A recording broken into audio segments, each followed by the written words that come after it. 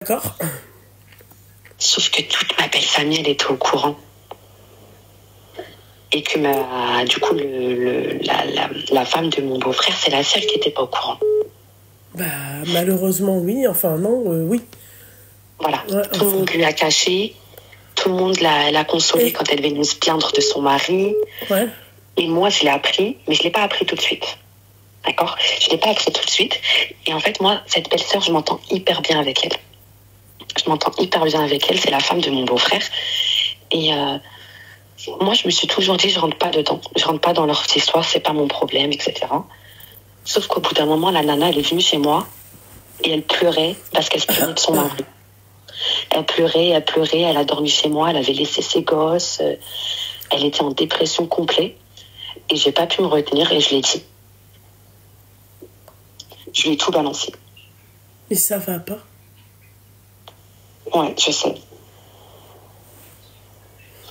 Et du coup, depuis, c'est la guerre, en fait. Bah...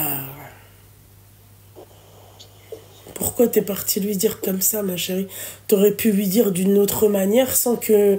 Même sans qu'elle sache, même sans que ça passe par toi, sans qu'on ait un doute sur toi. Comment? Par courrier? Je sais pas, par mail? Ouais. Moi, de base, en fait, je comptais rien lui dire. Hein. Ouais, mais ma chérie, là, qu'est-ce qui s'est passé, du coup, avec ta belle famille à toi? Ah bah moi, c'est la guerre, on ne se parle plus. Mon mari ne me parle plus. Du coup, là, ouais, ça veut dire que ton mari, il aurait pu... Ouais, bah, ton mari, il aurait pu faire exactement que son frère. En fait, moi, c'est par rapport à ça que je... En fait, quand la nana, elle était en face de moi et qu'elle pleurait, mais elle était chez moi pendant 10 jours et elle pleurait, j'ai pas pu me retenir parce que je me suis mise à sa place, en fait. Toi, t'as assisté au mariage ou pas? Oui. Ah non, au mariage avec son autre femme. Ah ouais? Ah, pas du tout. Et l'autre femme, elle est où? Ah, on ne l'a jamais vu. Elle l'a toujours caché. Il a fait son mariage sans même le dire à sa belle famille. En fait, il a fait son mariage et ensuite il l'a annoncé à sa famille. D'accord. Et moi et mon mari, on a décidé de ne pas parler avec cette personne. Moi, mon mari lui a dit, écoute, il a dit à son frère, écoute, moi, ta deuxième femme, là, clairement, pour moi, elle, c'est une pute. Ça sera jamais ta femme, ça restera une pute. Parce que la deuxième, comment te dire? En soi, par rapport à la religion, il a le droit de prendre une deuxième femme, machin, etc. Mais il y a le fond et la forme. C'était pas du tout fait correctement, sachant que la meuf, elle s'est mise avec lui. Pendant des années, ils sont restés en couple pendant 7 ans avant qu'ils se marient avec Moi, elle. je suis pas d'accord avec ça. Tu sais, Yarbi Ismahlia de mes propos, d'accord, parce que y a divergence sur ce sujet. Il y a, tu vois, il y a plusieurs avis qui divergent. D'accord? Mais moi, je suis pas d'accord avec le fait que oui, dans l'islam, c'est-à-dire... en fait, c'est pas cohérent. D'accord? Je m'explique. C'est-à-dire que... et après, Allahu A'lam. Si on pourrait nous éclairer un peu plus à ce sujet, ça serait bien. C'est que ils te disent, ouais, l'homme n'a pas à demander l'avis de sa femme, il peut se marier, avoir plusieurs femmes, machin et tout. D'accord, ok. Mais ça veut dire que demain, cet homme-là, il a des enfants avec cette femme-là. Moi, j'ai déjà des enfants avec cet homme-là. Et demain, s'ils forniquent ensemble, comment on fait? Tu vois ce que j'ai envie de te dire? Ce genre de situation. Tu vois ce que j'ai envie de te dire? Normalement, on est censé faire... La deuxième, elle est tombée enceinte. Figure-toi. Elle est tombée enceinte, la deuxième. Et ça n'a pas tenu. Ça n'a pas tenu, elle a fait une fausse couche. Voilà. Et elle lui disait déjà, je parle de la deuxième, ouais. Elle lui disait, écoute, moi, c'est pas grave, je reste cachée. Tant que je reste avec toi, je m'en fiche. Ouais, les medloulettes, quoi. Voilà. Et du coup, la sœur de mon mari, avec qui je m'entends bien aussi, et ben, elle était en contact avec la deuxième. Elle l'a invitée chez elle boire le thé. Et le lendemain... Et ça, tu lui as dit à ta belle-sœur? Non, mais moi, j'ai pas été devant tous ces détails-là. Mais tu vois, elle l'a invitée chez elle boire le thé. Et le lendemain, il y avait la vraie femme qui venait chez elle pour pleurer et se plaindre de son mari. Et l'autre, elle l'a consolée. Et moi, je suis là, je vois la scène. Pour moi, ça, c'est pas possible. J'ai pas réussi à supporter à ce point-là. Parce que moi aussi, j'étais... En fait, je me suis mis à sa place. Moi aussi, j'étais la belle-sœur. Tu vois, au début, je me suis dit, je me rentre pas dedans. Ça a duré pendant des années. Je me suis pas mêlée. Et au bout d'un moment, j'ai craqué. Ouais, mais ma chérie, je suis désolée. Ça, ouais, t'as craqué, ouais, d'accord, ok. Ouais, mais après, tu me diras, vu la famille qu'ils ont. Tu sais, je vais te dire, tu sais ce que mon mari m'a dit? Mon mari m'a dit, t'aurais jamais dû faire ça. Pour la simple et bonne raison qu'elle lui pardonnera toujours. Ouais, c'est ça. Et ben, j'espère pour ton beau-frère que quand on le voit... Parce que tu sais, ce genre de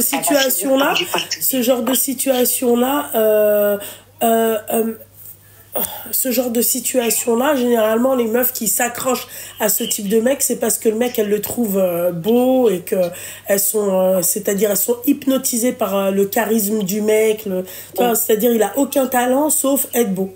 Tu vois. Mais, enfin, c'est... Moi, je pense que tu n'aurais jamais dû lui dire. T'aurais dû jamais... Franchement, moi, à ta place, j'aurais jamais dit. Même si la meuf, elle était venue pleurer sur ton épaule. Ouais, là où je lui dis pas. Là, je lui dis, ma chérie. Là, je lui dis, toi, demain, on inverse les rôles. Brab, elle te le dit pas. Je pense qu'à l'inverse, elle me l'aurait jamais dit. Elle te l'aurait jamais dit? Ouais. Elle te l'aurait jamais dit. Son mari, elle l'aime tellement, elle l'aurait jamais dit. Par respect par son mari. Voilà. Enfin, par respect. Entre parenthèses, par amour pour son mari. Tu comprends ce que j'ai envie de te dire? Voilà.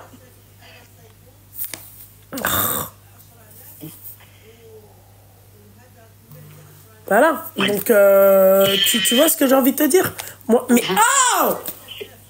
C'est un moustique. Ben là, je ne peux plus faire marche arrière. Maintenant, c'est sorti, c'est sorti.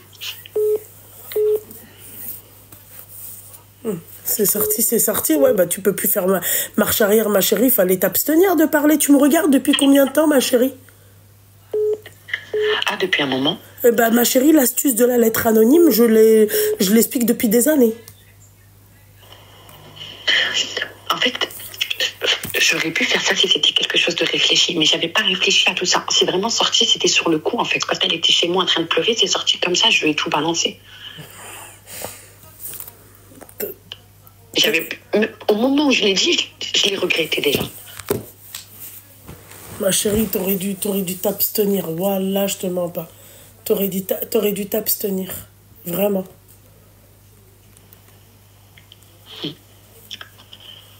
Et maintenant... Maintenant, peut-être qu'elle va se remettre avec son mari. Et qu'au final, moi, le mien, il voudra toujours pas se remettre avec moi.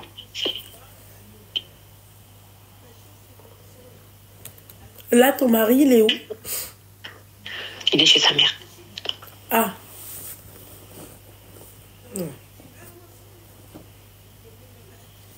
Et sa mère, elle ne dira pas autant chez ta femme.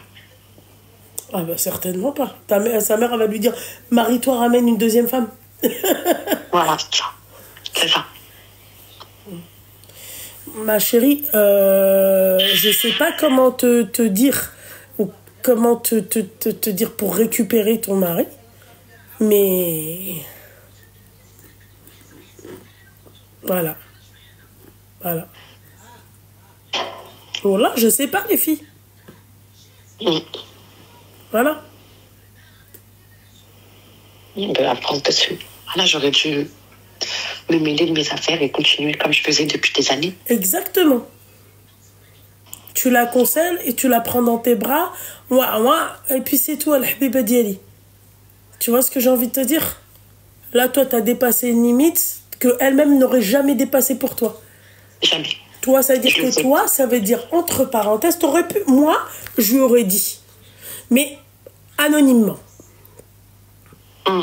Parce que moi aussi, je suis une femme et que moi aussi, j'aurais aimé qu'on me prévienne. Tu comprends? Ouais. Mais à côté, là, j'ai mon mari. Mon mari, excuse-moi, je l'aime plus que ma belle-sœur. Oui. Voilà.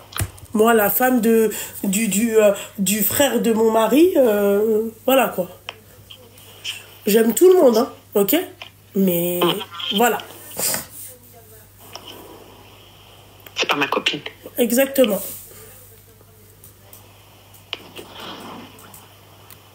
Il est là votre problème. Vous mélangez tout.